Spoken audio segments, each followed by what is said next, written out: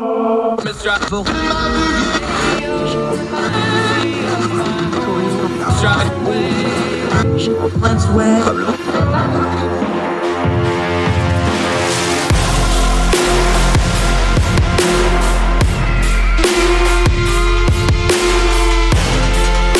host, Andrew Donaldson. This is Heard Tell. You might have heard tell that our German friends had an election recently, and they're currently in what we kind of jokingly referred to as speed dating process of putting together a governing coalition. That's a little facetious because there's nothing really fast about it, but there is a little bit of a dating component between the multiple parties of the German political system. Germany's always been a fascinating country to me, not just because I lived there 2 different times and I love the German people. It's great memories of living there, and I've always kind of tried to keep tabs on what's going on my second home over yonder. But it's also very important strategically and globally, economically, politically. Germany's the 5th largest economy in the world. It's the largest economy in Europe. It's the economic engine that really makes whatever's going on in the EU and Brussels possible. Germany has always been kind of the buffer area, even going back to the Cold War and NATO days, between the West and the East. And even today, Germany is one of the central players anytime we have to do anything dealing with Russia, things like the Nord Stream 2 pipeline, the way Putin behaves himself. And no leader has been maybe more uniquely qualified to deal with things like Putin, like East and West reconciliation, like the new European order, as much as Angela Merkel. Now, what's really amazing about her is she's been in power as chancellor longer than we've had iPhones. She's been head of her political party since before 9/11. That's a lot of history. That's a lot of change. And with her passing off the scene now and handing reins of power over to somebody else, that's going to be a major adjustment, not just for the German people, but for the world order and how other countries deal with this very important ally. And of course, America has long-standing ties in Germany. We have our largest overseas military presence and our largest presence of American citizens in any foreign country in Germany. Germany's always been a good friend of us since World War II, and we want to make sure that continues. So let's talk to Alexander Bowen. He's from Young Voices UK. He's a contributor for them. He's also a student in Paris, but his family immigrated to the UK from Germany. He has family ties there. He studied it. He knows this stuff backwards and forwards. He's going to explain to us not just the different political parties and issues that went into the German election, but also the background and legacy of Angela Merkel, who he studied and written about quite extensively, and somebody that he admires.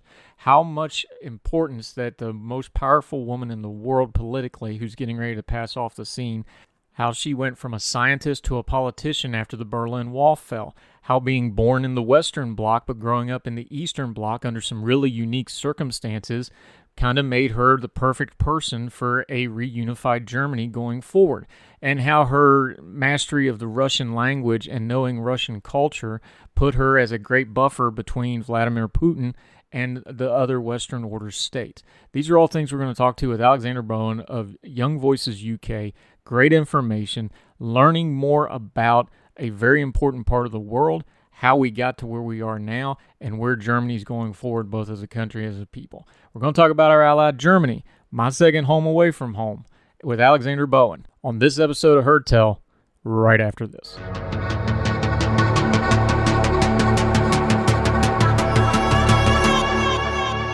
So let's talk a little bit German elections. We're glad to be joined with another Young Voices partner with us, Alexander Bowen. How are you, sir? I am good, thank you. How are you? I'm fantastic. We're going to be talking Germany, but you're actually coming to us through the magic of the internet from Paris, France. Let folks know a little bit how, an Englishman in Paris got to be a German election expert. So my family's German. So they left Germany during the Second World War, and they moved to the UK. And then obviously I decided to come to a French university. And during the course of that, because I'm studying politics and government, I've been doing a lot of work on Germany specifically. So I've done essays, for instance, on Die Linke, and so that's the left party in Germany. And I've done some work on the Social Democrats in the 2000s, specifically on Gerhard Schröder and the economic liberalization that happened in Germany then. So I'm just very interested in Germany, partially because of the family connection, but partially because, honestly, Angela Merkel especially, I find just fascinating. Now that's a whole lot of historical cross streams you've got going there in your family history and current events. I just my background. I lived in Germany twice. I have a great affinity for the German people. I did get to be in Germany during those Gerhard Schroeder years when relations with the Americans were somewhat strained right after 9/11. The initial thing, and then he was very vocal about our entry into Iraq. So it was an interesting political dynamic. But talking about these elections, Gerhard Schroeder, and then we went to Angela Merkel. I don't know that people realize that she's been in power in Germany longer than we've had iPhones. This has really been a long, long run of power for Angela Merkel. So let's start there. When she first came to power, the Gerhard Schroeder years, the changes that went on in that time, the mid 2000s, that brought her to power to kind of set up what happened in the last few weeks in German politics. So it's really interesting. It's Angela Merkel's been leader of her political party since 2000. So that's the Christian Democratic Union. So the sort Wow. of liberal conservatives, moderates. She stopped being their leader in 2018 when she announced she was eventually going to step down. But importantly, there was an election in 2002. And in 2002, she was stopped from running by the men of her own party who saw her as, frankly, not one of them and not somebody who was going to win an election. But she was very smart about this, actually, and she ended up doing almost like a trade deal with them, if you could call it that, where they swapped the leadership of the political party inside of Parliament. So that's equivalent to, say, being House Majority Leader in the US, for her not running to be Chancellor. So equivalent of swapping leadership in the House for not running to be president. Um, which was really clever deal for her to make, because then in 2002 her party lost the election, which then meant that Schroeder returned another term with the Greens. But importantly, what happens in 2005 is there's a state election in what some people would call like German California. So it's North Rhine-Westphalia. So it's home to cities like Cologne, the Ruhr. It's like an urban populated region experiencing some industrial decline. Some people would call it the German Rust Belt, but that is perhaps harsh. And in that election, her party wins the election. And so the upper house, the Bundesrat, which is equivalent to the Senate, the government no longer has a majority in that house. And Gerhard Schroeder's very worried about that. So he calls a snap election because he doesn't think he'll be able to continue with his policies because his majority is getting smaller and smaller. So, for instance, there's a confidence vote shortly after his Hartz reforms, which are sort of Clinton-style liberalizations of the labour market. And in that, some members of his own party and some members of the Greens vote against his government to even remain in office. So he's got some backbench issues, but then he also no longer has a majority in the Bundesrat, so the Senate. So he calls this snap election for the federal level.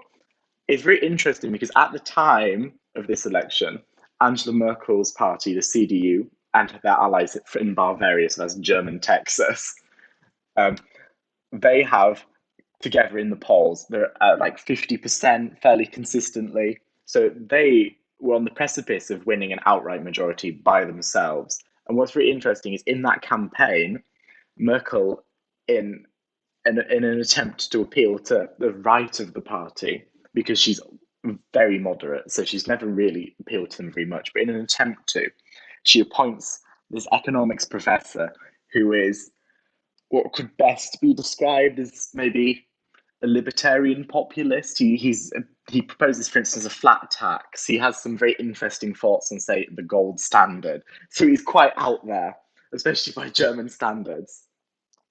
And in this campaign, it's fair to say he pretty much sinks her campaign. Like they end up going from nearly 50% down to 30s, like 35% for their party. And what's really interesting about this is she has to keep distancing herself from him. At the same time, Gerhard Schroeder is slowly pulling back support because of that.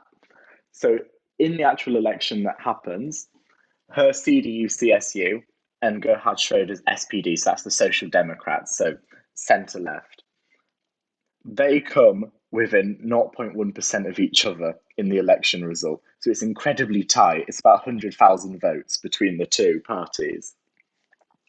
And what's really interesting is the result has what we would call a red-red-green possibility. So that's socialists, social democrats, and the Greens had a majority in the parliament.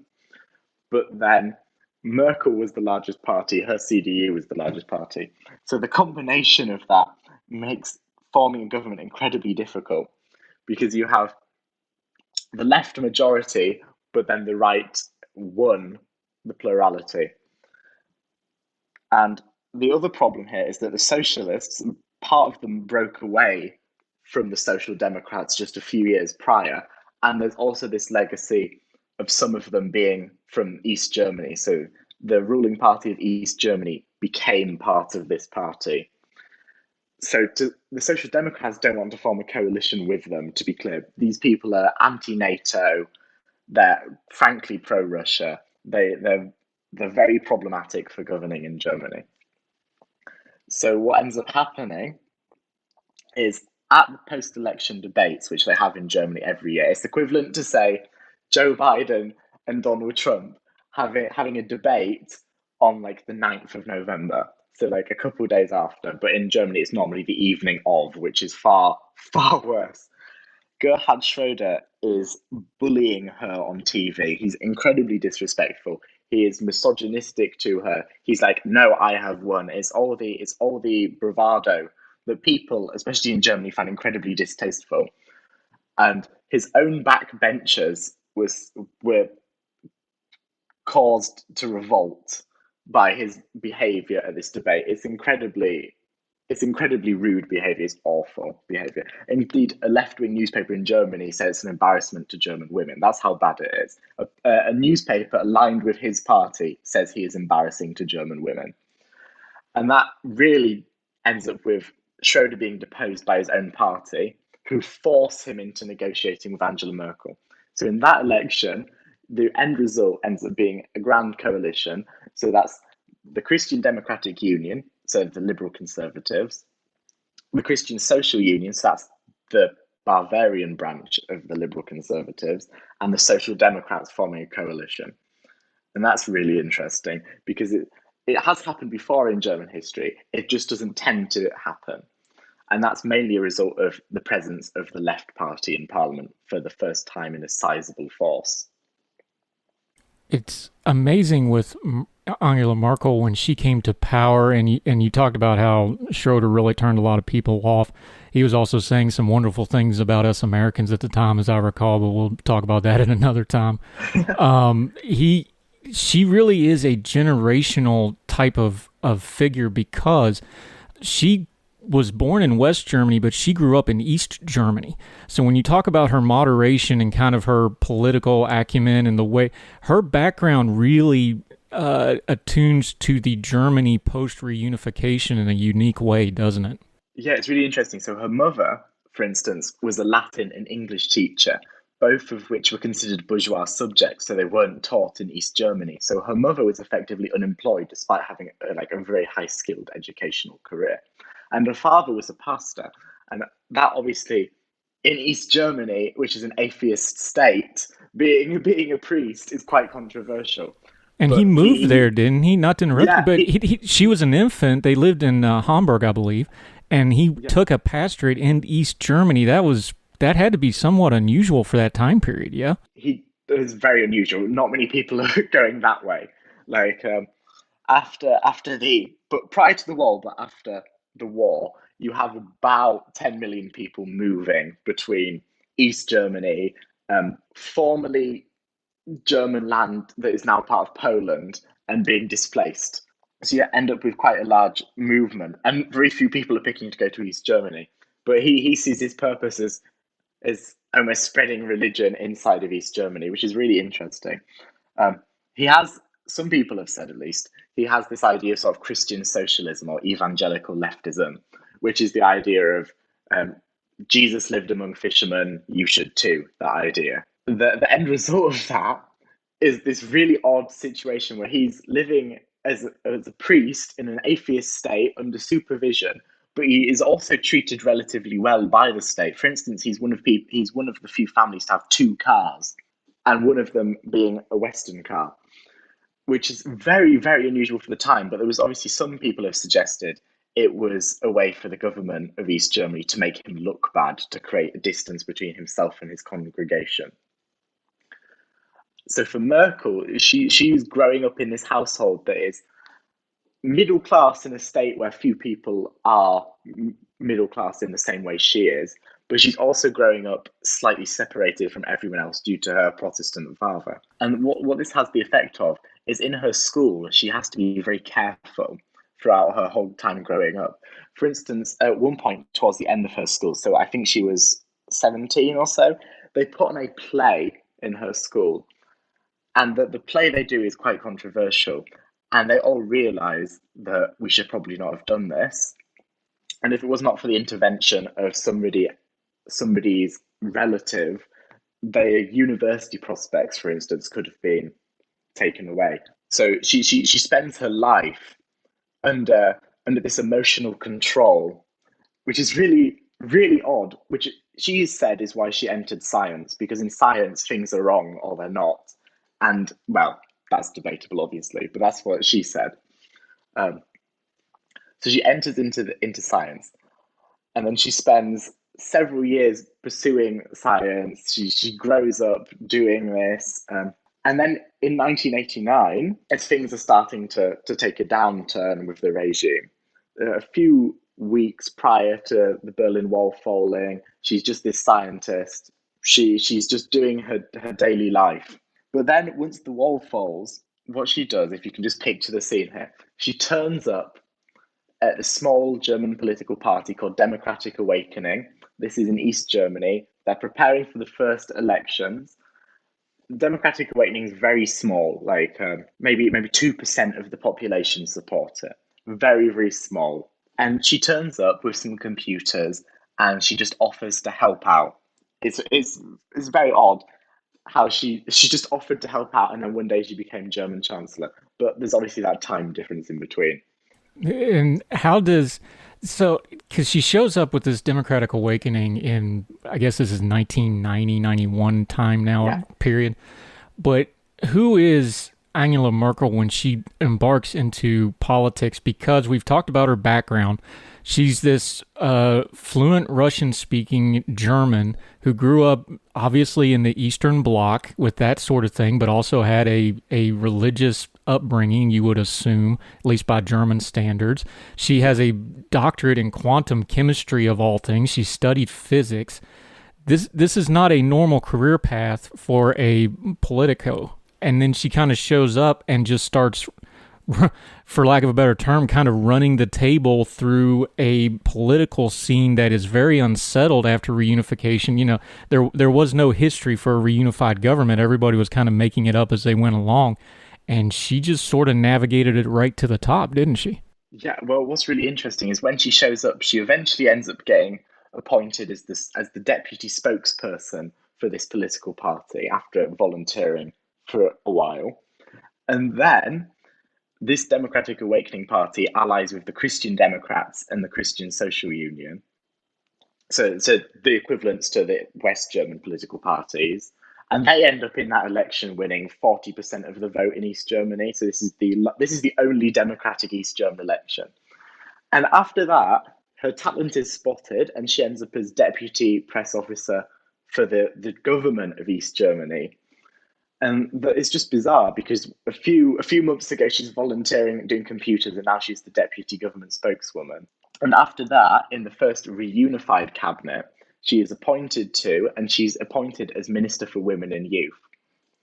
So she's gone in the course of a year from being a scientist who is living in a house that she was squatting in, let's just be clear about that, to the Minister for Women and Families in a reunified German government. It is an exceptionally speedy rise. When we talk about her tenure as Chancellor, what's some of the things that people should take away from it? We know, obviously, the American audience, we know it mostly from a foreign policy background. Some of that was because of her taking over from Gerhard Schroeder, so she was acutely aware that she had some relationship repairing to doing with allies like with the US, Canada. There was a thing with Stephen Harper back in the early days. So we know the foreign policy stuff, but what's sort of her legacy of these Angela Merkel years as her chancellorship? We know all the EU stuff, but especially now with the UK, with the Brexit, Germany is even more so the economic engine that lets Brussels do all the things they do. Germany is the center of a lot of European politics and world politics. So what's a couple of the takeaways of her tenure as she starts to pass off the scene now? This is a really interesting question to ask because there isn't almost not an answer to it. Because if you think about previous German chancellors that have had the same tenure as her, so Konrad Adenauer, Helmut Kohl's legacy is reunification. Konrad Adenauer's legacy is both democracy and the German economic miracle. And even say Willy Brandt, he has Ostpolitik. So that's reaching out to the Soviet Union and to East Germany. Angela Merkel's legacy is almost too complex to define as a single phrase. Her legacy is crisis management fundamentally. So if we think about what she's had to deal with, she's had the European debt crisis, which is obviously a massive crisis back in 2010 to 2015. She's had Brexit to deal with. She's had Donald Trump to deal with. She's had the Crimean crisis. She's had the Syrian migrant crisis. She's had the global financial crisis. She has had the COVID crisis, and she's beginning to have the climate crisis. So she's consistently been dealing with crises. She's almost never had a time without crises. This is what makes her legacy, is that she's dealt with crises. She hasn't got a standout, we have done this moment. But towards the end of it, we're beginning to see a standout moment almost, which is the beginning of European sovereign debt. So a collective European debt, which some people have called as Europe's Hamilton moment. But she was never really pro that in the same way that, say, her finance minister Olaf Scholz was. So her legacy is crisis management. She does not have a standout issue in the same way the other ones do. And that's what makes her so unique, is to deal with, say, the European debt crisis in the way she has, to deal with the COVID crisis in the way she's she's consistently dealt with crises exceptionally well, and in a way that I frankly don't think other people would have dealt with in such a way. One more thing about her before we move on to the recent election. On the world stage, she was almost uniquely qualified to deal with Russia and Vladimir Putin. She speaks Russian fluently. She's won awards in school she understands Russian. She grew up in the Eastern Bloc, like we already said, so she understands the background. She has called him out on multiple occasions. There's been incidents. There was the famous dog incident where she's for the audience that doesn't know, that she was attacked by a dog years and years ago. She has a fear of dogs, and Putin brought his dog to a meeting, and he says he didn't know, but whatever. And then she called him out and said he has to prove he's a man. He's afraid of his own weakness. Kind of a famous soundbite from her. But with all the stuff going on, and let's just lay it out on the table. Her predecessor, Gerhard Schroeder, is very entangled in Russian businesses and so forth, and there's been accusations that there may have been some untoward things back in the day. But anyway, with Nord Stream 2, with the geopolitical environment, with her passing off, the world and in Germany itself and a lot of other places, the concern is with America kind of not paying a lot of attention to foreign policy right now. One of the great buffers to Vladimir Putin is getting ready to depart the scene. Is that the feeling that you get as well? Because she seems to have been kind of the one that's had his number all along and understood him and wasn't afraid to kind of call him out on the world stage. I think Merkel is what I would personally describe as a reluctant Russophobe almost. She likes Russian culture. She won a trip to go to Moscow when she was a child. It's also worth mentioning that Vladimir Putin, when he was a KGB agent, worked in Dresden for a while. Correct. So he's familiar with Germany as well. Yep. And the biggest thing here is Angela Merkel never wanted to take a hard line on Russia. If you look at what she was doing in the early years, she was actually trying to facilitate Bush being more open with it. She was very supportive of, say, his actions with Putin to try and encourage him to join, say, the G8. Um, and it slowly begins to change with Georgia when the Russians invade Georgia, but it doesn't fully change until the Crimean crisis. Because obviously, in the Crimean crisis, you have the president of Ukraine being overthrown by overthrown might be Insurrection's being probably a good way to call it. yeah being insurrected by a sort of popular revolt of Europhiles, which then obviously has the result of Putin invading Crimea to secure Russian bases, but then also funneling in his little green men into eastern Ukraine, where the Russian population is quite high, to sort of slowly break away and increase his control over the country. And I think that's when Merkel really takes more serious actions on Russia. But she's very careful because in the case of Germany, there is the gas aspect, but I think the gas aspect tends to be slightly overstated, especially in America. Because if you think Germany's energy mix is something like 25% gas, and about a third of that is Russian. So it's not a particularly huge share of their energy mix, but it is still there.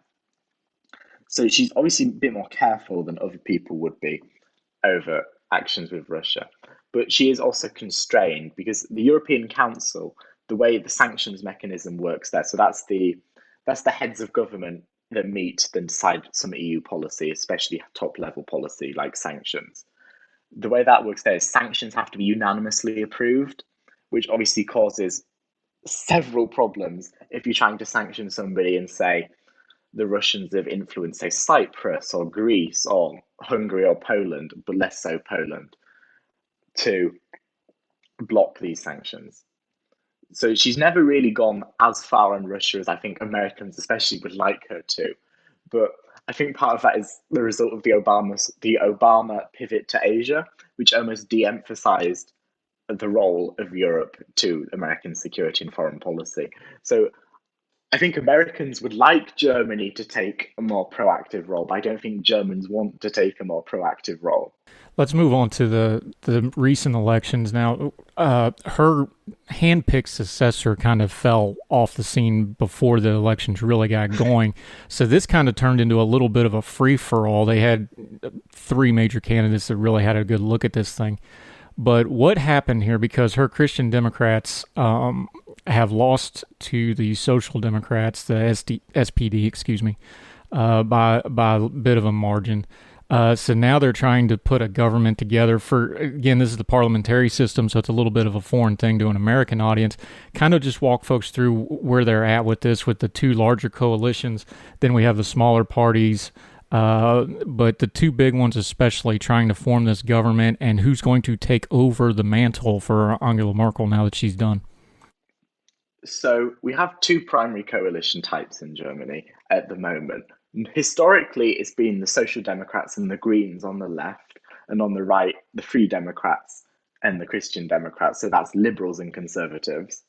And sometimes at the state level, you have alternate coalitions. So sometimes you'll have the Social Democrats and the Greens and the left parties, that's socialists. And sometimes you'll have the Greens and the Christian Democrats and the Liberals, called the Jamaica Coalition. And then you'll have a whole variety of coalitions like that at local levels, especially. And what they're trying to do at the national level now is negotiate two unprecedented coalitions. So, unprecedented at a national level, they've both been done at local level. One's called Traffic Light Coalition after the party colour. So, that's the Social Democratic Party, the Green Party, and then the Liberal Party. But they're not liberal in the American sense, they're liberal in the European sense. So they're market liberals. So they're the socially liberal, fiscally conservative. They're maybe comparable to, say, Charlie Baker of Massachusetts, for instance. They're not someone who would be called liberal in America at all. And that's one type of coalition. That's coalition with the Social Democrats leading. But the other coalition type that is trying to be negotiated at the moment is the Christian Democrats, the Greens, and the Liberals. And the interesting thing about this one, so this one is called the Jamaica Coalition. They tried to negotiate this in 2017, but it fell down after the Liberal leader, Christian Lindner. He poo-pooed the idea in the end. He walked away from negotiations because the Greens weren't conceding enough, is what he alleged. But the Greens and the Christian Democrats both agreed, and that he was the problem. And the polling afterwards showed he was the problem. So this time around, he has to be much more careful about who he coalitions with and who he discusses coalitioning with. Because previous election, they'd won 11% of the vote. And after he failed to form a coalition with the Greens and the Christian Democrats, he ended up going to 6% in all of the opinion polls. He was very unpopular for a long stretch of time, until COVID, to be precise. So these two coalitions are both trying to be formed. The Social Democrats obviously want their coalition to lead. They're seen as having the mandate to govern by the public. So it's about 60% of the public would like the Social Democratic leader to replace Merkel. So he's Olaf Scholz, who is currently finance minister, so Secretary of the Treasury, and Deputy Chancellor, so Vice President. And then the other candidates for the Christian Democrats, he's quite unpopular now. He, for a long time, was very popular. He had a very good reputation as a sort of jovial, jolly man, very charismatic, very folksy almost. It's like, say, maybe Steve Bullock. He had this very jolly reputation, but he just has not lived up to it at the national level. So the biggest moment for him was when there was very bad flooding in Germany. I'm sure you'll have seen it. Yes. And during the president's speech at the flood, he was caught in the background laughing, but he wasn't laughing at the speech, which was very depressing speech, to be honest. He was laughing at a journalist who was lying on the floor to try and take a picture, and he was laughing with his colleagues about this. But obviously, the photo that was taken is him laughing, and then the president giving an incredibly sad, somber speech. And that just destroys that last bit of his reputation. It pummels it because he's seen as laughing at this tragic event. And it all goes down from there for him. And that really helps Olaf Scholz because he's the main Social Democratic. He's the Social Democratic Chancellor candidate. He's not the Social Democratic leader, though. And he benefits from that. He's also seen as more reliable, more trustworthy. So he really picks up the votes from that. At one point, though, in April, the Green Party had been polling as the number one political party for a bit. They'd been polling at 25%, overtaken the Christian Democrats, well overtaken the Social Democrats. But what happens for Green leader Annalena Baerbock, who's also the Chancellor candidate, she destroys herself through very minor scandals. So, for instance, part of her book is allegedly slightly plagiarized. Part of her CV is slightly overstated. It's very, very minor scandals. One of them is that she failed to declare that she'd received a bonus payment on her public tax returns. So she'd failed to do very minor things, which for other candidates would not have sunk them at all. But for her, for some reason, she gets, I would call it, an excessive amount of media attention over these very, very small scandals.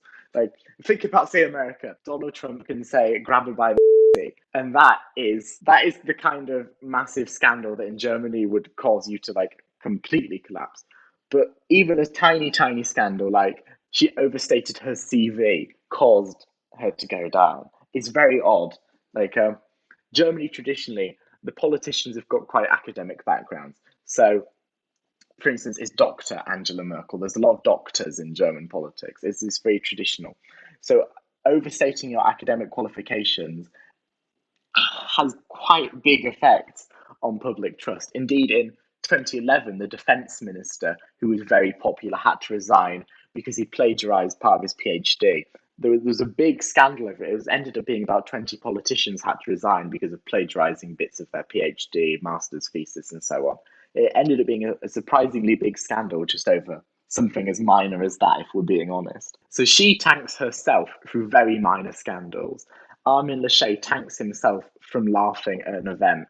And Olaf Scholz is just there, not making any gaffes, not making any major mistakes. He is just there being stable. And German people, love stability. In Germany, he's called the Scholzomat. So that's the Scholz machine because he's quite robotic. If people think Angela Merkel is uncharismatic, he is anti-charismatic. He is not got any charisma to be nice. He's incredibly technocratic in the same way Merkel is in some regard. And he just is stuck in the middle. That's quite the testimonial when we have to delineate down the charisma that far. A couple other interesting things from this election. Underneath all this, you talked about traditionally the Greens are kind of a part of a left. They had a rather interesting election that kind of leaves some people wondering what their future is, didn't they? Yeah, so the Green Party this election did surprisingly well, but did not do as well as they had hoped for. So originally, in 2019, we had the European Parliament elections. So in the European Parliament elections, the Greens came second, 20% of the vote. They ended up picking up 20% of the vote in the European Parliament elections, which meant they'd come a very strong second. And this was after some very successful regional elections as well. So in Bavaria, they'd overtaken the Social Democrats. And then in Hesse, they'd overtaken the Social Democrats. So they'd started being very successful at the state level and then at the national level at the European Parliament elections. So they were expected in the run up to the elections to come second. They'd been polling at about 20% consistently, so just below the Christian Democrats. Then COVID hits and the Christian Democrats fly off. Merkel's so popular, she's pulling in 90% popularity ratings again because of the handling of COVID, which ends up the Greens lose a large amount of support as a result. And then once German voters realise Merkel is stepping down, and once the CDU nominate Armin Laschet as their candidate to replace her, people start thinking, actually, we don't want Armin Laschet. So they start going to Annalena Baerbock and the Greens. And immediately after nominating her, so there was two candidates to be German Green Party leader on Chancellor candidate. So it's Robert Habeck, who's more elderly, he's male, he's more reliable almost. And then Annalena Baerbock, who's 40, she's young, she's, well, young by German political standards, she's exciting. So they ended up picking Annalena Baerbock. And immediately after they pick her, she and the Green Party are on 25% in the polls, the Christian Democrats are on 24%. So it looks like they'll win, or at the very least come a very close second. But the scandals obviously have the derailing effect. So in the election, they end up getting about 14.5% of the vote, which is an improvement on last time. It's an improvement from 8% last time, but it's not what they'd hoped for. So, for instance, when they're at their post-election party, they're applauding and they're happy, but it's almost we could have done better, and that they really did think they were going to do better. But still, it's an important surge. It's just not the level of surge they would have liked. There's another surge going on that people are kind of keeping an eye on, and it's even kind of starting to, people outside of Germany are starting to pay a little bit of attention to, but there's this AfD party, the alternate for Germany. They seem to have almost got kind of a block in the eastern, kind of the old eastern bloc, southeastern parts of Germany. This is a far-right party. This is a very... Well, I'll let you explain it. You can explain it better to me what the AfD is, but it's something that a lot of people are starting to pay a lot of attention to, especially now that there's a bit of a changing of the guard in German politics, and folks are kind of wondering what's going to happen in the future here. Well, the AfD is very interesting because you said it's had a surge, but it's actually had a negative surge. So it's lost about 2% of the vote compared to the last election. So in the last election, it was on 12.6%. Now it's on 10% and the fifth party in terms of size. So it's negatively surged, but it has picked up a lot of the first past the post seats. So in Germany, there are 299 constituency seats, and they've ended up picking up about 25, 30 of those first past the post seats, mostly in Saxony and Thuringia, which are very poor regions of East Germany. And they've also done quite well in Saxony-Anhalt, which is Germany's poorest region. So they're doing well in East Germany, which historically, so say 20 years ago, the Socialist Party was doing very well, and not the Social Democrats, the Socialists. They've done quite well, but only in East Germany. So if, for instance, say you looked at a map of where the AfD have gained and where they've decreased, in say, the south of Germany, the west of Germany, the AfD has lost a vote share massively. They've gone down, for instance, in Bavaria, they've gone down by 4%. In North Rhine-Westphalia, they've gone down by 3%. in several states in West and South Germany, they've gone down. But in East Germany, they've only gone down by a very small amount or gone slightly up. So in Saxony-Anhalt, they stayed level. In Mecklenburg, they've stayed level. So they're staying level in East Germany whilst going down in the West. But because other political parties, particularly the Christian Democrats, have gone down even faster in East Germany, it's had this effect of making them look like they've surged. So for the AfD, it was a very mixed bag, this election. Personally, and you characterize them as far right, I would personally characterize them as far right at the moment. But historically, when they were founded by a collection of economics professors. So they were not a far right party particularly. They were actually allied with the UK Conservatives. They're what people would call maybe national conservatives at the beginning. They're not completely opposed to the euro. They're opposed to the bailout regime and they're opposed to supporting Greece. They would say advocate for Brexit, and they're a bit more strict on immigration. But they're not far right in the current way that the AfD are. But what ends up happening is Frauke Petry becomes leader after a very tense battle between the sort almost the liberal wing of the AfD, which I don't think is a very useful term nowadays, and between the hardcore of the AfD. And she ends up taking a middle ground approach between these two factions and making them a hard right party. So they're neither as far right as, say, Marine Le Pen in France is, and they're neither as moderate as the Conservatives in the UK are. So they're taking a very split ground approach. But then what happens is she does very well in these state elections during the migration crisis. So in Saxony, they make major gains. In Saxony-Anhalt, they come second. They're consistently doing very well in state elections. But then she gets ousted by a group from her main position. And the group she's ousted by is this very, very distasteful, hard right, far right faction of her political party.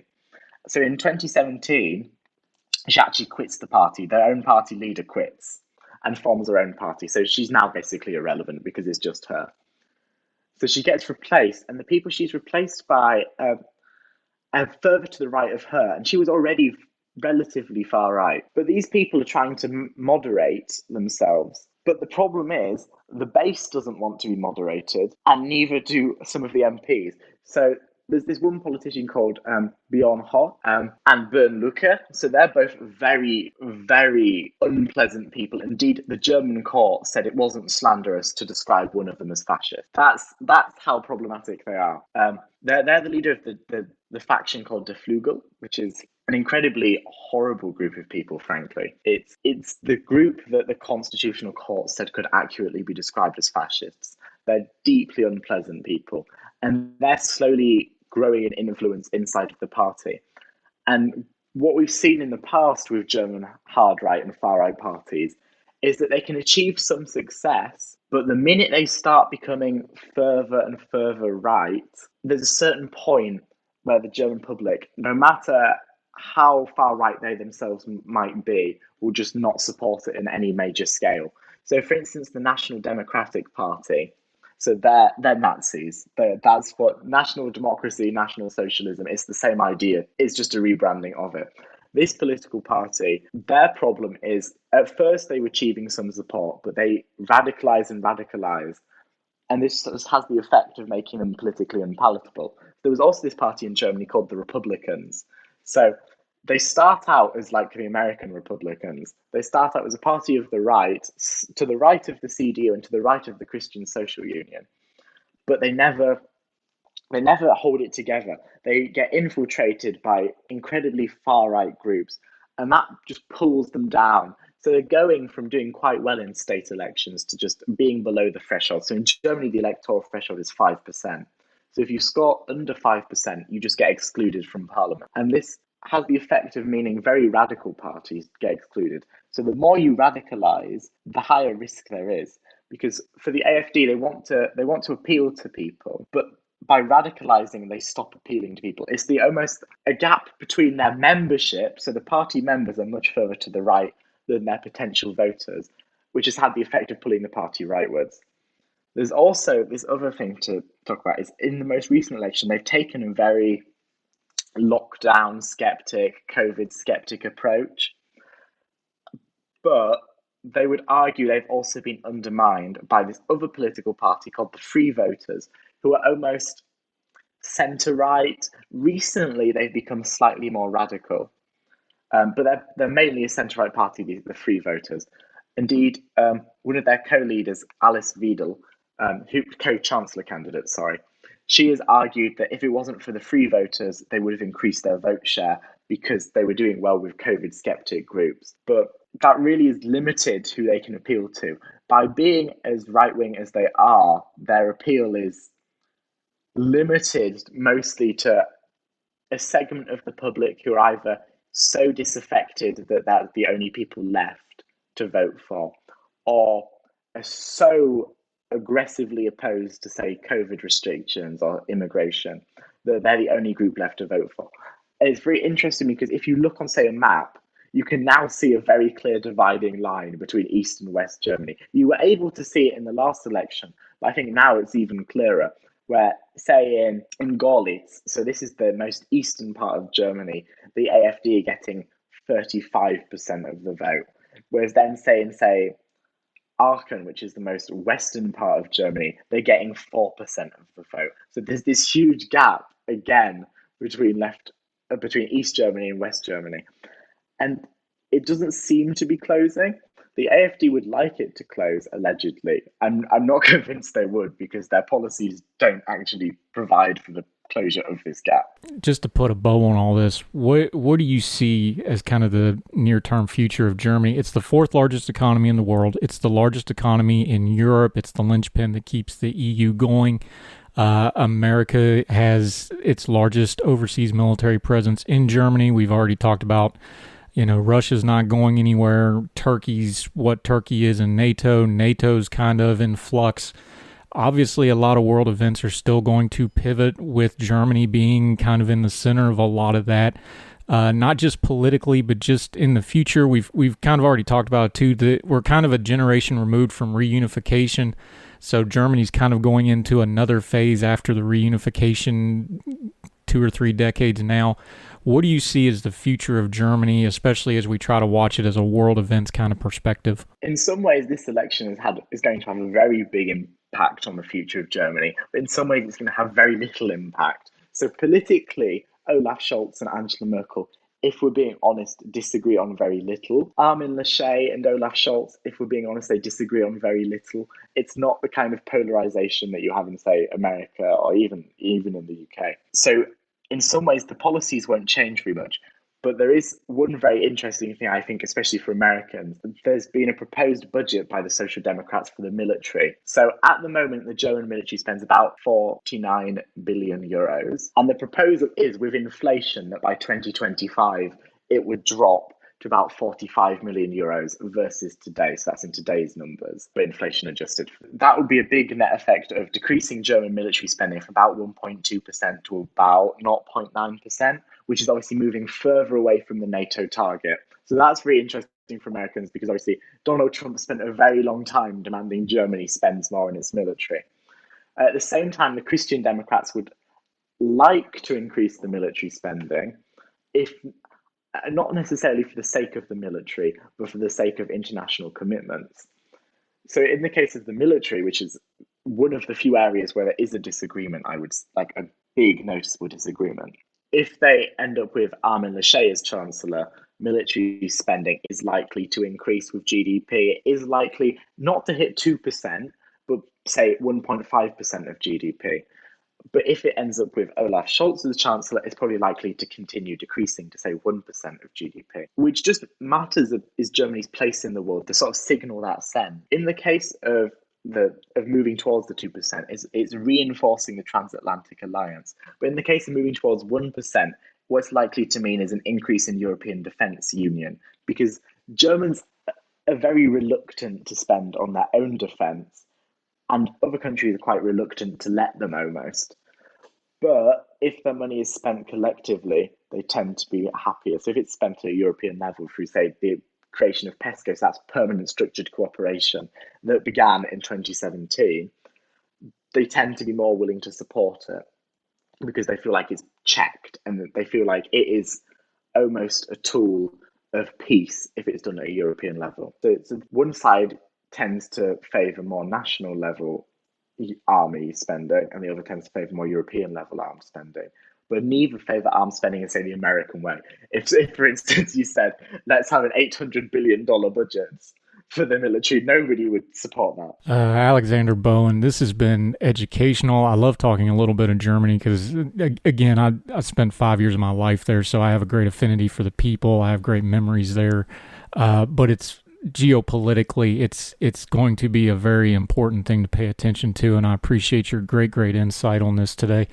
Tell folks where they can find you and follow you and what you've got going on so they can continue to get your insight going forward. So if they want to follow me, they can find me on Twitter, and the Twitter is at ADB0WEN. Fantastic. They can also follow the London New Libs if they're interested in finding out more about sort of some neoliberal and new liberal policy positions that I've been working on with some other people. Great stuff. I appreciate your time today, my friend. I look forward to talking to you in the future about things, and thank you so much for your time. No problem. Thank you, sir. Thank you.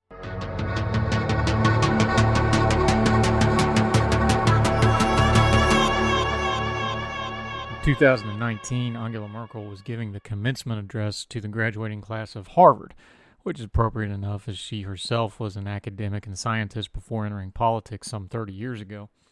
And her coda that she gave the graduating class is something that probably fits her personally leaving office and this major change in the whole country of Germany and the world itself.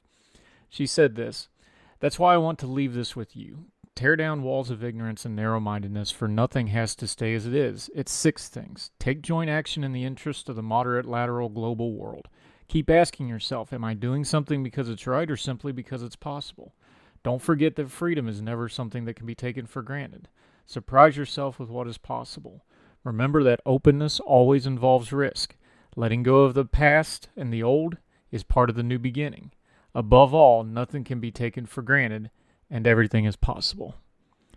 While Angela Merkel said that in 2019 to a graduating class, the same could be true of Germany and Europe and the global order in total. Everything is possible. We shouldn't be taking anything for granted, and letting go of the old is part of a new beginning. For some leaders like Angela Merkel in Germany, where she's been in power since longer than we've had smartphones and led her political party since before 9/11, this is a major change. And Germany is an important part of the world order. It's not only the largest economy in Europe, but it's been a long-time ally of America. America has its largest overseas military presence there. We all know the world history that revolves around Germany and Europe. Those things probably aren't going to change anytime soon, especially with the entanglements between Germany and Russia and other world players. So it's important for us, no matter what nation we live into, to pay attention to our allies and friends over there, places like Germany, when they have major changes like this, and how it affects our relationship. We're all in this thing together on global Earth, despite what some folks tell us. And understanding why and how our allies do things will be important in maintaining those allies and relationships going forward. We're going to need each other. The world isn't going to get less dangerous. It's not going to get less complicated. And it's not going to get any less befuddling as to why certain people do certain things. And just like in our home lives and in our personal relationships, we're going to need our friends to get through hard times. The Germans have been a very good friend to America and the Western world for many, many years, and long may it continue under the new leadership. That'll do it for Heard Tell. Thank Alexander Bowen for joining us. He's another one of the great Young Voices contributors that we use. He's repping Young Voices UK and the London Neoliberal Project. Make sure you follow him. We're excited about that partnership. We have some exciting news coming out soon about Young Voices that we've used them and other people that have been guests on Heard Tell. It's all part of us continuing to try to bring you voices that you may not get to hear in other media outlets, but are important, who know what they're talking about, and can help us turn down the news cycle noise and dig into the information that we really need to discern and understand our times. As always, we appreciate you listening wherever you're listening to this podcast at, whatever platform you're on. iTunes, Spotify, iHeartRadio, Google. We're on platforms I had to go look and make sure we were on them because I didn't even know about them. There's so many outlets now. Heard Tell is on almost all of them. You can find us, especially the new artwork that's all up. We thank Vu Tran and Steven and the folks at Young Voices for putting that together for us. The new artwork and graphics look great. So if you haven't been on the YouTube page or one of the other outlets, make sure you go check it out. It looks really sharp. Going to have some exciting stuff coming soon. All those platforms, if they give you the option to leave a comment and a rating, please do so. It's really important. It only takes you a moment and a couple of clicks, but it means the world to us because that lets other people know that what we're doing is worth their time to invest in, to listen to, and to share with other people. We'd sure appreciate it if you would. And wherever this is finding you, across the street or around the world, we hope you and yours are well. We hope you're well fed. We hope you're happy. And we can't wait to talk to you again next time on Heard Tell. Y'all take care. All the music on Heard Tell is provided under a Creative Content license from monstercat.com. Summer concerts, pool parties, chill nights under the stars. We're stocking up our closet so you're ready to look your best for all of it. At Plato's Closet in West Ashley and North Charleston, we're buying all things summer. So bring in your tees, tote bags, sandals, sunglasses, and more. We pay cash on the spot for gently loved name brand looks. Plato's Closet is the go-to destination for trend-forward teens and young adults who support local and shop sustainable. Visit Plato's Closet today. Plato's Closet, located in West Ashley on Sam Rittenberg Boulevard and North Charleston on Rivers Avenue.